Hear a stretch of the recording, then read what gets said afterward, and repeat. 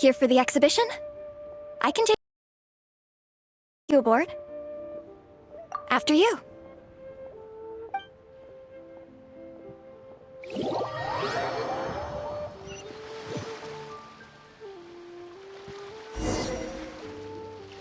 Whoa! Look at all the antiques on this ship!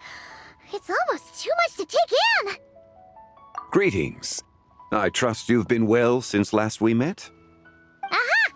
Speak of the devil! You're right where Hu Tao said you'd be! Ah, so Director Hu gave me away, did she? Don't act like you're up to some super secret business! We know you just do whatever you feel like.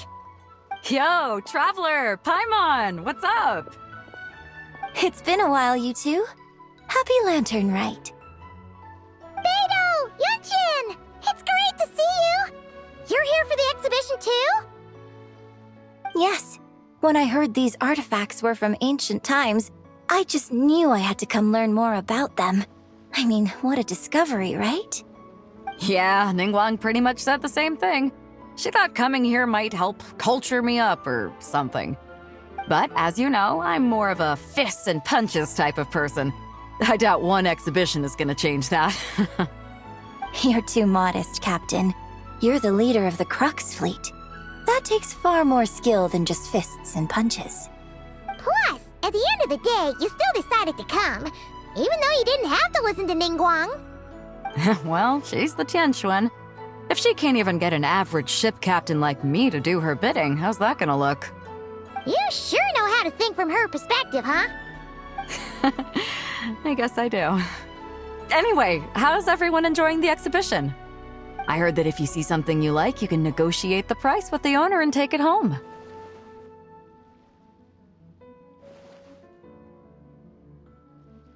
Wait, so we can buy this stuff? Indeed.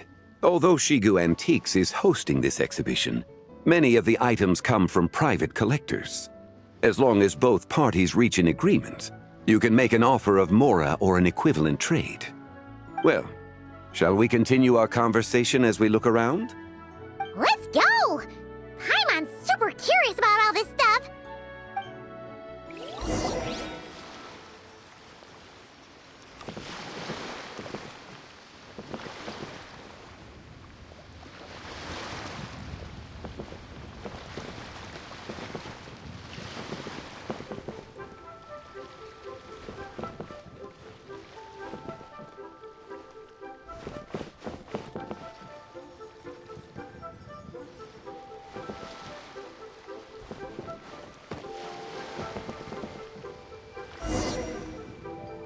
Whoa, look at this painting! There's a huge toad on it! Could it be... Huh. This material is quite unusual. It doesn't look like paper. More like silk or some other kind of fabric. Yeah, I was thinking the same thing. Well spotted.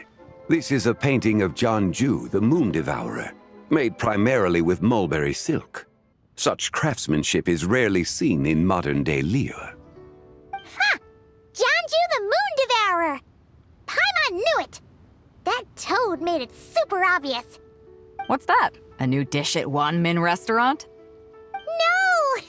It's a kind of lunar eclipse. You heard about how the moon disappeared recently, right? Oh, yeah. You're saying a toad did that? That's what the legend says. So, nothing to do with food then. Noted. And the figure next to the toad. Is that the white horse Adeptus? From the stories I've heard, her palace lies on the moon. That would seem to be a logical assumption. No. In fact, this item was discovered in Chenyu Vale, and many years ago at that. Oh, so it's from Chenyu Vale? Actually, that's not quite right. You see, this painting is primarily comprised of mineral-based pigments, such as cinnabar and azurite, which are usually found within stratified rock. This suggests its place of origin may very well have been the chasm. You could have just started with that. You're as knowledgeable as ever, Mr. Zhongli.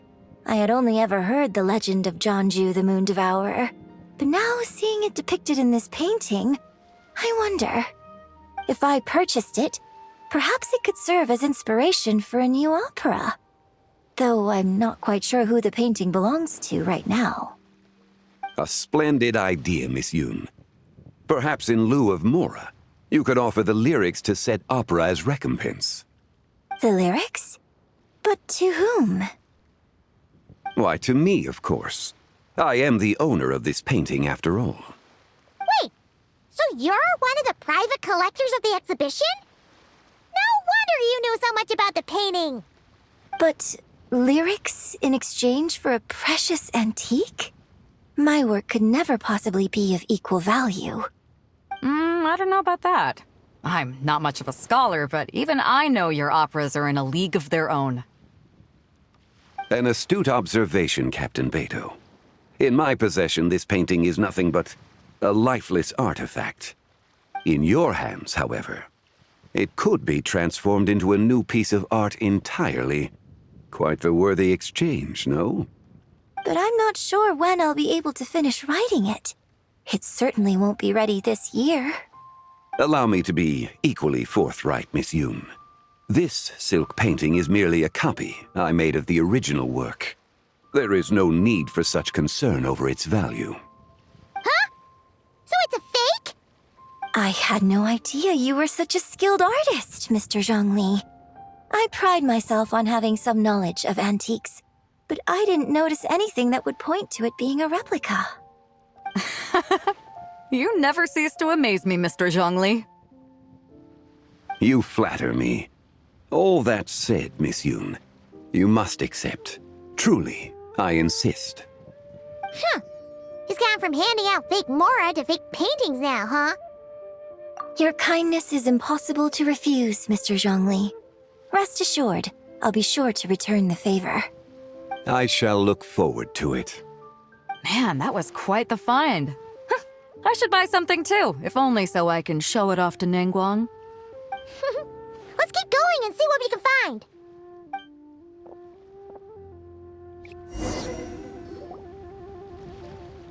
Wow, this bronze war chariot is really something. It must have quite the story behind it. I've never seen anything like it before. Do you know what this is, Zhongli? Ah. I heard from Miss Linlong that a carriage made of Celadon jade was unearthed in the chasm. A copper canopy, a body adorned with flowing clouds and geometric patterns. Yes, this must be the one. A precious piece indeed. This thing's gotta be thousands of years old, right? Crazy to think people back then were capable of such intricate metalwork. Too often we view the past and future through the lens of the present. Objects that fascinated us as children seem crude later in life. And that's only after a few decades or so of separation. If one were to stretch time across hundreds or thousands of years, one might discover that time is not always a force that pushes things forward. It would seem the people of that era managed to create a remarkable civilization in their own right. Makes me want to get my hands on this even more. Ningguang's gonna be so jealous, don't you think? Ah, has this war chariot caught your eye, Captain Beto? Oh, you must be Linlong from Shigu Antiques. Nice to meet you. This exhibition has been amazing so far. Well, that's all thanks to supportive patrons like you and Mr. Zhongli, of course. As for this war chariot, it was discovered by an archaeological team sponsored by Hoishan Hall. The price comes in at 90 million Mora. How much? 90 million? Woo, looks like my eyes were a bit too big for my wallet. Quite a bargain. A bargain? 90 million Mora could feed Paimon for like 1,000 years! And if you actually went on an eating spree that long, perhaps you'd be considered an antique worth that kind of Mora, too. What, 90 million? Nuh-uh! Paimon's worth way more than that! Well, if Mr. Zhongli thinks it's a good deal, I'm sure it's worth it. Beto's putting way too much faith in Zhangli. What if he's only here to drive up sales? I'll take the chariot, Miss Linlong. Someone will come by with the payment. Quite the discerning eye you have, Captain. After the exhibition ends, I'll have someone deliver it to the Alcor. Actually, could you send it straight to Yujing Terrace? I'd like for the Tianquan to see the proof of my discerning eye for herself. Understood. Great. Yunjin and I both found something. What about you three? Want to keep perusing? And don't worry about the Mora. It's all on me. Nobody's going home empty-handed tonight. I appreciate your kindness, Captain, but I'm afraid I have some private matters to discuss with Miss Linlong. In that case, don't let us keep you, Mr. Zhongli. Right this way. Traveler, Paimon, perhaps you would like to accompany me. What? So you can show us another bargain antique that's so far out of our price range it's not even funny? Other people are always demanding Mr. Zhongli's time, but it's quite rare for him to extend an invitation himself. I wouldn't pass up this opportunity if I were you, Paimon.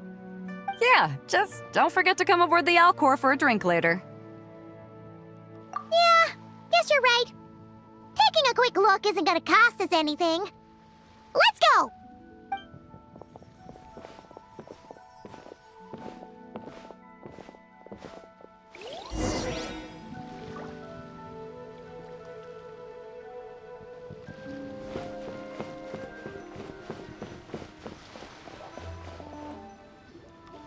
These are all the jade pieces that were found, Mr. Zhongli. Wow! So many styles! What kind are these? These are a type of ceremonial jade. You're familiar with Chenyu Vale's rain jade, right, yes? Oh, yeah! So these pieces are all used in the rain jade ceremony? Well, you may not know, Paimon, but before the rain jade rite came into practice, Chenyu Vale was known for a different ceremonial tradition that also involved jade. The bee is used to honor heaven, the Tsong to honor earth, the Gui to honor the east, the Jiang to honor the south, the Hu to honor the west, and the Huang to honor the north. These form the 6 ritual jades. It's unfortunate, however, that Miss Linlong's set is missing both the Gui and Hu pieces. Oh, I know. These jade artifacts are from such an ancient time. It's proved difficult to track them down, even for our establishment. No matter. You happen to have precisely the piece I was looking for. Huh? This broken jade token? I didn't expect this to catch your eye, Mr. Zhongli. It isn't one of the 6 ritual jades. An affect belonging to an old acquaintance of mine. An old acquaintance? One of your collector friends, Mr. Zhongli? You could say that. Traveler, take a closer look.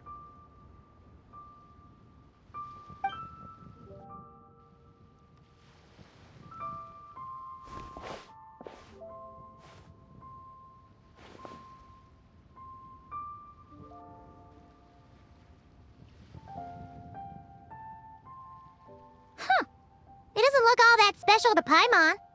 Just seems like a broken artifact. Indeed. It's been thousands of years since the moon has appeared in such a form. So, in the past, the moon wasn't always full. Then, could this missing chunk be from when Jeonju devoured part of the moon? It's worth looking into. Your insight is invaluable, Mr. Zhongli. I had no idea how special this piece was. Since it has caught your interest, allow Shigu Antiques to cover the cost. Oh, that is far too generous, Miss Linlong. Not at all. I've always wanted to give people a chance to appreciate these snapshots of history. So holding an exhibition like this has been a lifetime wish of mine. And it never would have been possible without your help, Mr. Zhongli. I merely put in a good word with a few acquaintances of mine. And it had a profound impact. Without your recommendation, I doubt half of these collectors would have come to the exhibition. So, on both a personal and professional level, I owe you my thanks, Mr. Zhongli. Wow! Zhongli actually did something useful for once.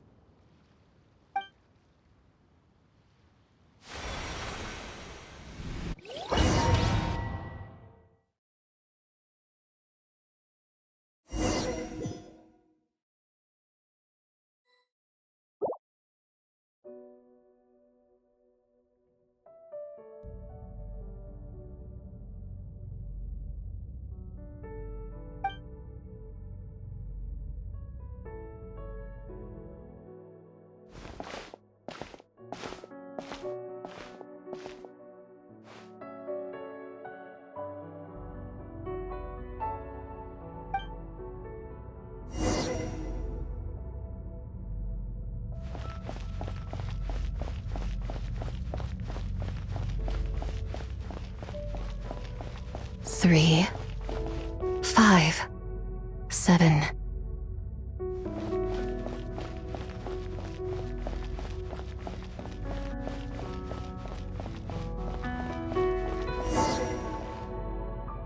Eleven, 13, 17, 19, 23, 29.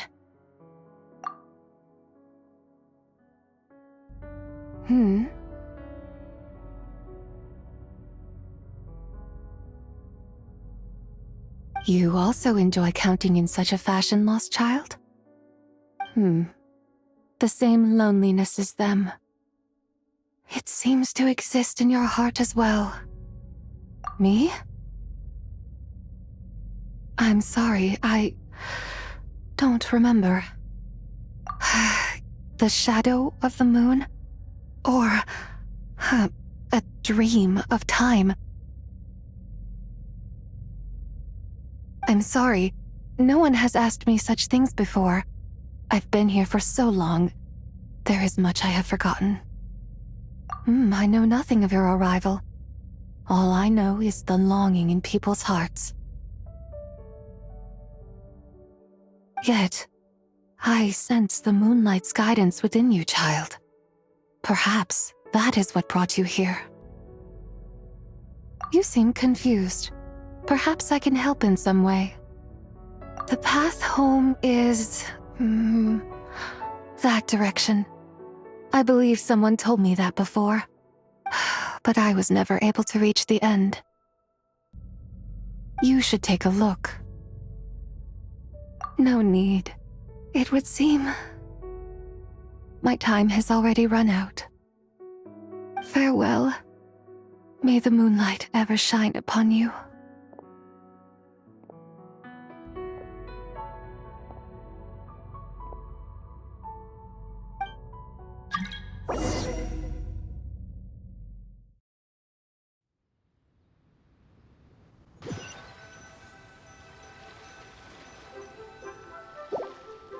Wow!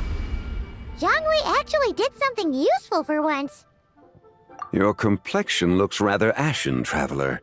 Are you feeling all right? Yeah, what's wrong? Does your stomach hurt? Huh? What are you talking about? You were right here the whole time. Ah, I see. I'm afraid we must take our leave, Miss Linlong. My friend has taken ill and I must escort her to get some rest. Of course. Traveler, Paimon, please, come with me. Ah, yes. Regarding the payment for the jade token. Charge the expense to the Wangsheng funeral parlor if you would.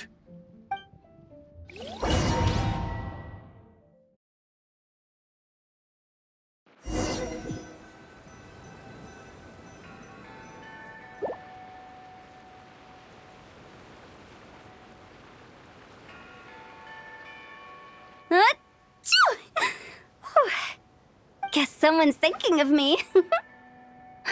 But this late at night? Must be that consultant of yours. I bet he's out there spending all year more at the exhibition. Yeah, he'd be the perfect employee if he just knew how to rein in the spending. But never mind him. Let's focus on the moon. We gotta see if it gets eaten tonight. I don't think it's going to happen. We've been out here all night and the moon's the same as ever. It is quite late, and Chongyun's getting tired. How about we head back? We can come back another time. Head back? Already? Actually, I do have a new dish I'm testing out tomorrow. And as part of my New Year's resolution, I'm trying not to oversleep. Alright. Guess it just wasn't meant to be. Let's go.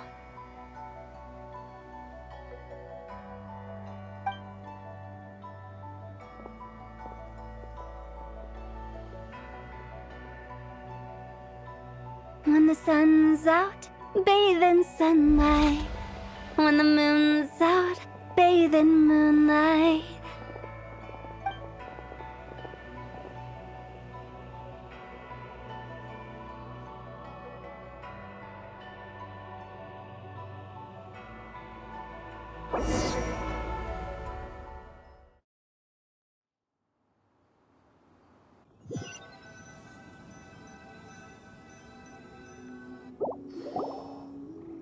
Wait, weren't we going to rest? Why did you bring us here? Because I imagine the traveler would like to know what just happened to her. Oh, right. Ugh, Paimon's confused, though. She could have sworn you were there the whole time. Oh, how is that possible? It sounds like her spirit formed an inexplicable connection with the being in that space. Ah, you suspected from the beginning, didn't you? Indeed, the being you met is the fabled White Horse Adeptus, and the original owner of this jade token. Her name is Zibai. Wait, does that mean she's inside this token? No, she does not reside within this token, but rather within the moon's shadow. This token is merely a medium. Word has it you accomplished quite the feat in Nodcry. You and your friend brought the Frost Moon back to Tevat. Tell me, did you ever wonder about the other moon? The one that hung in its place for thousands of years? We never really thought about it, but it must have been a fake, right? A fake moon! Indeed, it was false. Its true nature, nothing but a projection of the moon. It also happens to be the prison that confines Zibai to this day. Wait, the White Horse Adeptus is trapped inside that projection? Then we need to rescue her! But the moon in the sky right now is the real one, right?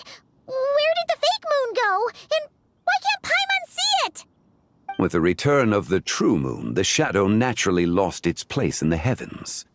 Now, it is disintegrating bit by bit. It's a process that comes and goes.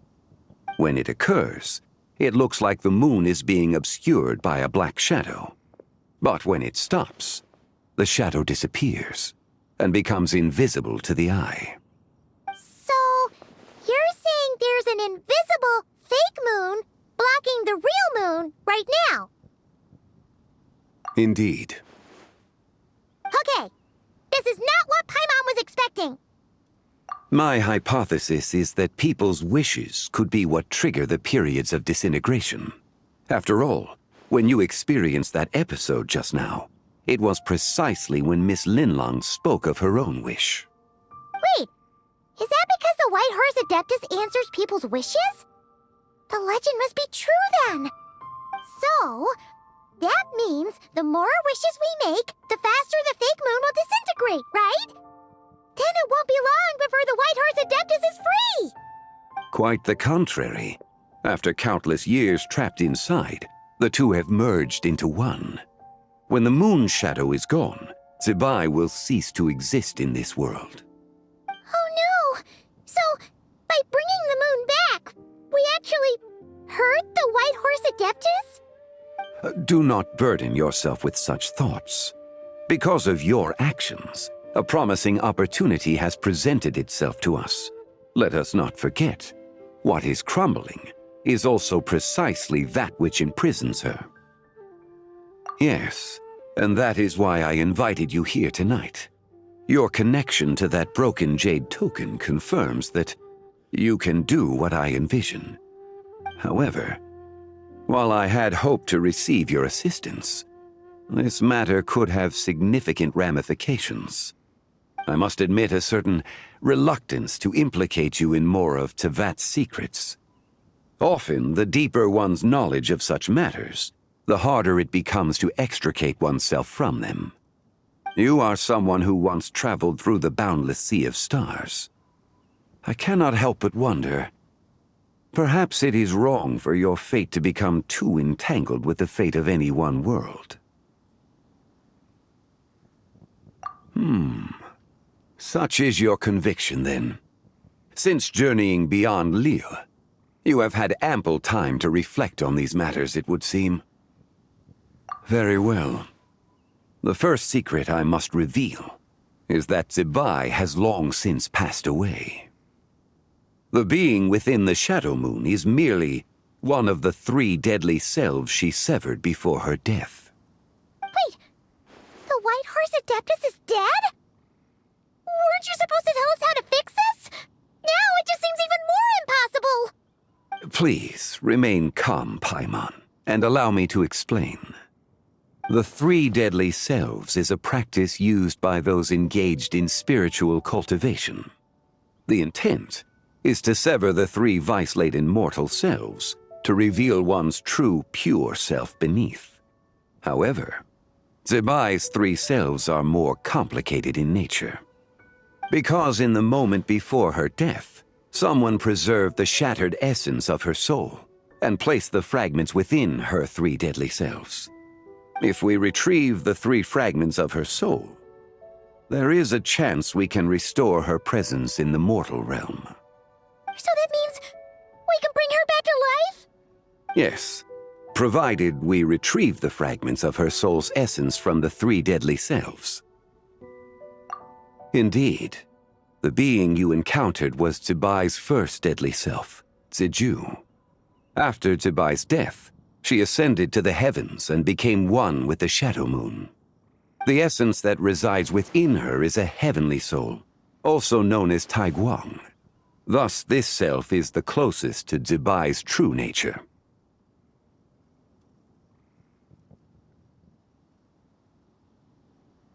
That said, because she is trapped within the Shadow Moon, we have no choice but to seek out the other 2 soul essences first. Then we can unite them as one. Her second deadly self is called Ziju. After Zibai's death, she fell into a slumber deep beneath the earth in what is now known as the Chasm. The essence within her is the Earth Soul, also known as Xuangling. She is the self that inherited most of Zibai's memories and wisdom. The chasm? So, do we have to go there to find her? That won't be necessary. I sensed her presence on the jade carriage from earlier, the one at the exhibition. It's possible the return of the Frost Moon awakened her, and she emerged from the chasm alongside that batch of ancient artifacts. Wait, that must be why you agreed to help with the exhibition! To investigate the artifacts! Indeed. So in truth, Miss Linlong was the one who helped me. The third deadly self is Zichao. The essence within her is the human soul, also known as Yojing, Zibai's shade. Thus she is the most free-spirited among the 3. She lent me her aid during the Archon War 1,000 years ago. But later, as her powers waned, she retreated into the mountains. I imagine finding Zichao should prove the most troublesome, so I shall take it upon myself to track her down. So, we need to find the second deadly self, right? But where do we even start? Locating her should not prove difficult. In life, Zibai was fond of mortals, and as the self who inherited most of her memories and wisdom, Ziju should be the same. It's possible she has possessed someone, and is meandering the bustling streets of Liyue Harbor as we speak. Possess someone? Wait. Are you thinking what Paimon's thinking, Traveler? What if she raided a tomb and dug up some super special relic, then got herself haunted by an ancient ghost? Exactly! Lu Xiangxiang! It seems you have a lead in mind already. She'd still be at Boo Boo Pharmacy. She was super agitated when she first got there, so Baishu gave her some calming medicine and told us to come back in 2 days. Do you think it could be her, Zhengli? It's quite possible. The deadly selves are impure beings that can easily influence mortal minds. A sound plan. Well, I should get started on my own investigation then. But you're leaving already? I must. Zichao went into hiding after the Archon War. If I am to have any success tracking her down, and there's no guarantee, I should start sooner rather than later. But there's still so much you haven't told us! Like, who the White Horse Adeptus actually is, and how she died in the first place! Not to mention who it was that preserved the fragments of her soul. Should our endeavor prove successful, then naturally those answers will follow. If not, speaking of them would be rather meaningless. Huh. It would seem that this is a question you are unwilling to set aside. Very well. I shall tell you. It was the Avatar of Time. Ah, so you know of her existence. The ruler of time saved her soul. Indeed. Preserving what remained of Zibai's soul in the moment before her death. Only the power of time could be capable of such a thing. However, there is no telling what effect it has had on the 3 deadly selves. In other words, you must exercise caution when seeking out Zizhi.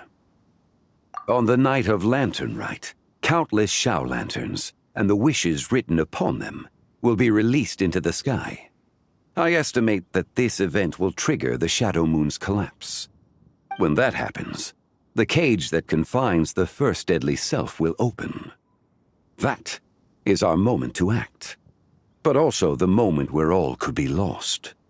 For if we fail to retrieve the other 2 soul fragments in time, Zibai's resurrection is hopeless. As I mentioned before, the answers to your remaining questions should come in time, providing our efforts bear fruit. Let us hope that all proceeds smoothly in the days to come.